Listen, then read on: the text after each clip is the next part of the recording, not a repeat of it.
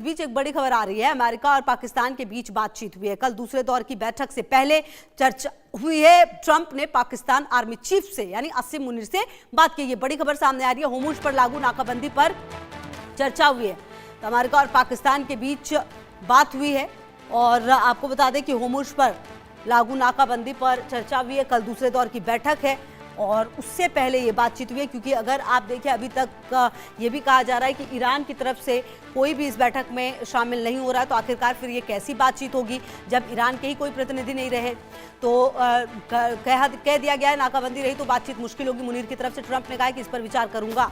तो कुल मिलाकर जो होर्मुज पर स्थिति है वो अभी भी क्लियर नहीं है और ऐसे में सवाल ये उठता है कि आखिरकार फिर बातचीत किस आधार पर यहाँ होने वाली है।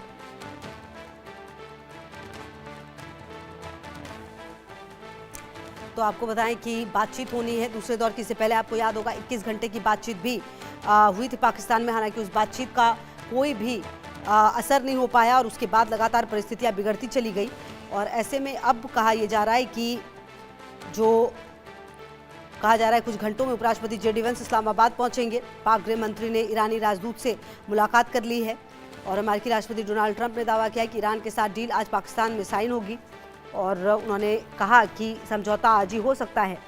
इससे पहले उन्होंने एक इंटरव्यू दिया था जिसमें बताया कि उपराष्ट्रपति जेडी वेंस समेत अमेरिका के डेलीगेशन बातचीत के लिए इस्लामाबाद रवाना हुआ है, कुछ ही घंटों में वहाँ पहुँचेगा।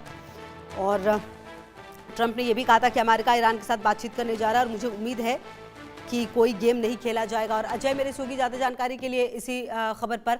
अजय देखिए, बातचीत तो पहले भी 21 घंटे की हुई थी, वो बातचीत कुछ सार्थक हो नहीं पाई थी पाकिस्तान की अगर आप बात करें। अब पाकिस्तान जो है वो फिर से ये बातचीत ऑर्गेनाइज करा रहा है। क्या लग रहा है कि कितना सफल हो सकता है इस बार का ये पूरा मामला, क्योंकि ईरान की तरफ से तो कहा जा रहा है भाई हम किसी को भेजेंगे नहीं, वो तो अपनी जिद पर अड़ा हुआ है।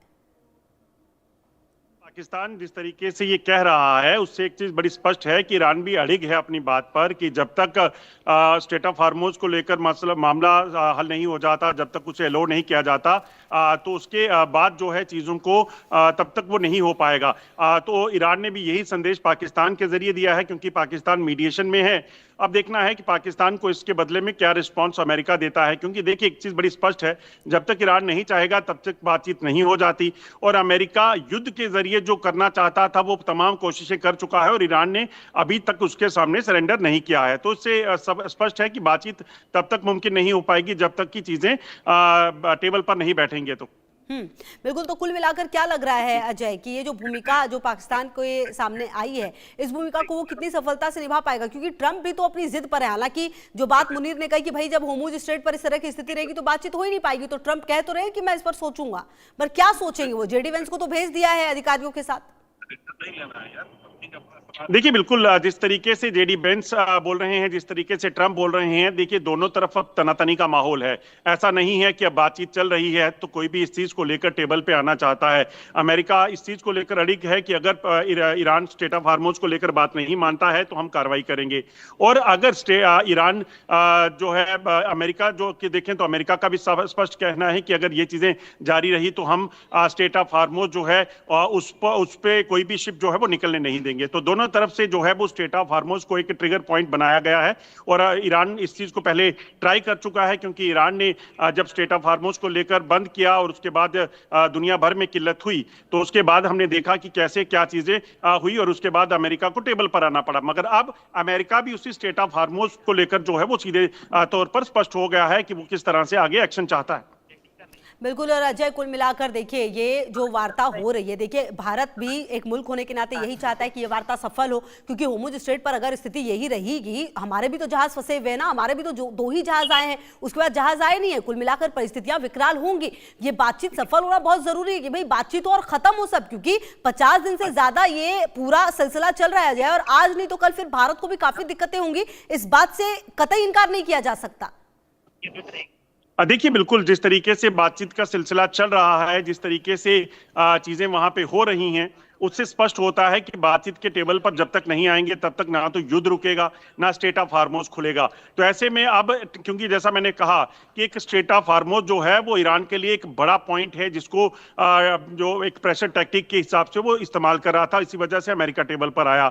अब अमेरिका को भी ये समझ आ गया कि स्टेट ऑफ हार्मोज जब तक इसके पास है तब तक जो है कुछ भी करना उसके लिए मुश्किल होगा। तो इसलिए अमेरिका ने भी उसी टैक्टिक को अपनाया और स्टेट ऑफ हार्मोज पे अपने नेवल फोर्सेस को जो है वो तैनात किया। तो यकीनन ये दोनों चीजें जो हैं बड़ी स्पष्ट हैं। जब तक दोनों जो है वो टेबल पर नहीं बैठेंगे, स्टेट ऑफ हार्मोज का पॉइंट जब तक दोनों के हाथ में रहेगा, तब तक चीजें बड़ी मुमकिन नहीं हो पाएंगी और इसके कारण एक बार फिर से युद्ध के हालात जो है वो बन सकते हैं। आप देखिए, स्टेट ऑफ हार्मोज की डिस्कशन के बीच, सीजफायर की डिस्कशन के बीच आज लेबनान में ईरान ने जो है इजराइल ने हमले किए हैं, और ये स्पष्ट बताता है कि एक बार फिर से जो ट्रिगरिंग पॉइंट जो है वो बढ़ने वाले हैं। बिल्कुल। और अजय देखिए, सिर्फ कहने को सीज फायर की बात हो रही है, आप देखिए सीज फायर की परिभाषा बदल दी इन्होंने, कहते हैं सीज फायर, लेकिन अगले पल जो बात आप कह रहे थे कि इजराइल के हमले लेबनान पर रुकते नहीं, फिर ईरान हमला करता है, फिर होर्मुज स्ट्रेट पर जो स्थितियां हैं वो नजर आती हैं। तो कुल मिलाकर अगर बातचीत हो और फिर बातचीत के बाद अगर इस तरह की सीज फायर हो तो फिर वैसे भी उसका कोई फायदा नहीं है। बिल्कुल आपने ठीक कहा, क्योंकि जिस तरीके से स्टेट ऑफ हार्मोज पे आज हालात बने हैं, उन हालात को अगर सुधारना है, उन चीज़ों को अगर बेहतर करना है, वो तभी मुमकिन होगा जब कहीं ना कहीं दोनों देश आपस में बैठेंगे। जहाँ जंग होगी या फिर बातचीत होगी, बातचीत के लिए टेबल पर आना पड़ेगा, और अगर टेबल पर नहीं आते हैं तो जंग के हालात एक बार फिर से वापस बनेंगे, और जो एक बार फिर से जो लगातार वहां पर हालात बने हुए थे, बमबारी हो रही थी, वही हालात एक बार फिर से देखने को मिल सकते हैं। बिल्कुल। और अजय, जो भारत का समय, उस समय अनुसार अगर बात करें, कब ये मीटिंग होनी है, कब उस समय को देखा जाएगा अजय? देखिए, जिस तरीके से ईरान ने आज साफ किया कि वो जो है वो टेबल पर नहीं आएगा, बातचीत में शामिल नहीं होगा। एक चीज तो स्पष्ट है कि जो आंकलन था कि आज या कल में ये बातचीत हो सकती है, ईरान का डेलीगेशन आ सकता है, अभी कम से कम वो नहीं हो रहा है। अगर पाकिस्तान ने भी इस चीज को मना कर दिया है, वह अमेरिका का देखना होगा कि अमेरिका का स्टेट ऑफ हार्मोज को छोड़ता है, उसके जो नेवल ट्रूप्स वहां पे हैं उनको वापस बुलाता है, कि अभी भी वो सिलसिला जारी रहेगा। अगर ये जारी रहता है तो फिर ये बातचीत जो है उस पर स्टैंड ऑफ जो है वो बना रहेगा। कुल मिलाकर अजय, ये माना जाए कि अगर ईरान इस बातचीत के टेबल पर नहीं आता तो फिर ये बातचीत होगी नहीं, उसका फिर कोई मतलब नहीं है ना। इजराइल और अमेरिका क्या बातचीत करेंगे, क्या मध्यस्थता पाकिस्तान कराएगा? देखिए, बिल्कुल आप सही कह रही हैं। जिस तरीके की हालात इस वक्त बने हुए हैं, पाकिस्तान के लिए कहीं ना कहीं हालात काफी परेशानी भरे हैं, क्योंकि ईरान जो है वो स्टेट ऑफ हार्मोज को लेकर जो है वो टेबल पर आना नहीं चाहता, अमेरिका को या पाकिस्तान झुका नहीं सकता है। तो ऐसे में दोनों तरफ से स्पष्ट हैं कि अगर चीजें इसी तरह से रही, अमेरिका पीछे नहीं हटा तो ईरान भी पीछे नहीं हटेगा, और फिर बातचीत होना इतना आसान नहीं रहेगा। बिल्कुल। और जिस तरह का रवैया रहा है पिछले कुछ समय में अगर हम देखें अजय, तो मेरा एक सवाल ये भी था कि आखिरकार इतना क्यों सुन रहे हैं असीम मुनीर को ट्रंप, ये बड़ा सवाल उठता है। माफ कीजिएगा, सवाल दोहराइएगा। मैं अजय, मेरा सवाल ये है कि क्या ईरान से जो नजदीकी है बॉर्डर की पाकिस्तान की, क्या इसीलिए इतना ज्यादा अमेरिका ट्रंप सुन रहे हैं असीम मुनीर को और शहबाज को? देखिए, बिल्कुल अमेरिका जानता है कि ईरान तक पहुंचना और उसके बीच उसकी जो टेबल पर लाना, मीडिएशन के लिए पाकिस्तान को चुना गया है, क्योंकि बाकी जो सारे देश थे मिडिल ईस्ट के, वो सारे जंग में ऑलरेडी आ चुके थे, उनको पहले ही ईरान की तरफ से टारगेट किया गया था, तो एक पाकिस्तान ही बचा हुआ था। मगर आप देखिए कि अगर ये सिलसिला जो चल रहा है, इतने दिनों में दोनों ही तरफ जो है काफी समय जो है उनको मिल चुका है अपने आप को रिवाइव करने के लिए, चाहे वो ईरान हो चाहे वो अमेरिका हो। अब दोनों की तैयारियां क्या है, किस तरीके से चल रहा है, ये आने वाले दिनों में देखना होगा। और अगर बातचीत के टेबल पर नहीं पहुंचे तो आप ये समझिए कि आने वाला जो युद्ध का चरण होगा मिडिल ईस्ट का, अमेरिका और ईरान के बीच में, बहुत ज्यादा खतरनाक होने वाला है।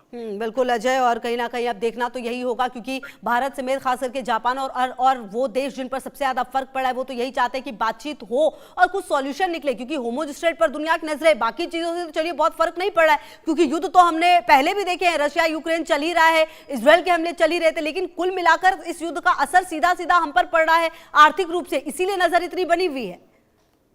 देखिए, बिल्कुल सबसे ज्यादा चिंता इसी चीज को लेकर है, क्योंकि अगर यहां से पेट्रोलियम पदार्थ नहीं पहुंचते हैं तो फिर इसका एक बड़ा हिस्सा जो भारत में जो पेट्रोलियम पदार्थों का है, चाहे वो गैस है, चाहे वो पेट्रोल की बात की जाए, क्रूड ऑयल की बात की जाए, तो ये तभी मुमकिन हो पाएगा जब ये खुला रहेगा। तो उससे शॉर्टेज का खतरा होगा, उससे महंगाई का खतरा होगा, तमाम चीजों का असर जो है वो पड़ जाता है। तो यही अब कहीं ना कहीं वजह है कि अब देखना है कि जब तक ये हालात नहीं सुधरेंगे तो यकीनन एक तलवार जो है वो लटकती रहेगी। ठीक है, बहुत शुक्रिया अजय आपका इन तमाम जानकारियों के लिए और हमारे साथ जुड़ने के लिए। बहरहाल देखिए, अब नजर इस बात पर है कि आखिरकार क्या ये बातचीत होगी, और अगर ये बातचीत होगी तो क्या सचमुच कोई सॉल्यूशन निकल पाएगा, क्योंकि बातचीत तो पहले भी हुई थी 21 घंटे की, आपको याद होगा, पाकिस्तान में, लेकिन वो बातचीत बिल्कुल बेनतीजा रही और जो सीज फायर की बात कही गई, कहा यह गया कि सीज फायर की शायद परिभाषा ही बदल दी गई है। बहरहाल इस खबर पर भी और बाकी खबरों पर नजर बनी हुई। आप रहिए हमारे साथ, देखते रहिए इंडिया न्यूज।